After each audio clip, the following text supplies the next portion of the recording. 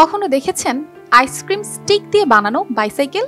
শহরের রাস্তায় হাঁটাচলা করলেই আপনার কাছে হঠাৎ করে ধরা দিতে পারে এমনই অদ্ভুত ড্রাগন আকৃতির বাইসাইকেল। এটি কোনো সাধারণ সাইকেল নয়, এটি একেবারে একটি ড্রাগনের আকারের তৈরি এবং এর বিশেষত্ব বললে মুখ থেকে আগুনও বের হয়।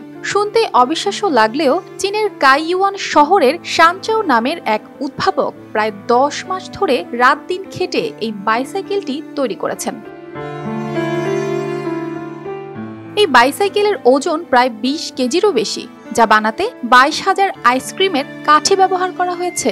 বাইসাইকেলটির দৈর্ঘ্য 8 ফুট, চওড়া 1.5 ফুট ও উচ্চতা 3.2 ফুট।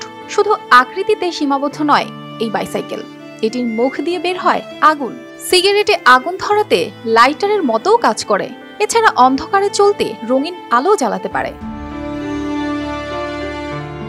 এর প্রস্তুতকারক শানচাও 2018 সালের জানুয়ারি থেকে শুরু করে অক্টোবরে তৈরির কাজ সম্পূর্ণ করেন। শানচাও জানান যে, 除了这台自行车，我还做了许多小模型，比如说埃菲尔铁塔、美洲号快帆船，还有阿帕奇直升飞机，还有各种储蓄罐、存钱罐。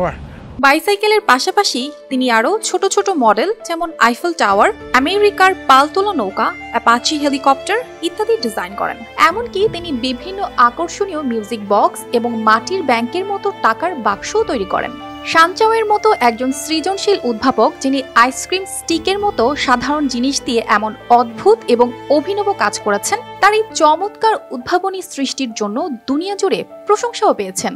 তার এই বাইসাইকেল শুধু একটি শখের উদাহরণ নয়, বরং তিনি দেখিয়ে দিয়েছেন যে সৃষ্টিশীলতায় কোনো বাধা নেই, এমনকি সাধারণ জিনিস দিয়েও অদ্ভুত কিছুর জন্ম দেওয়া সম্ভব। অর্পিতা জাহান, RTV।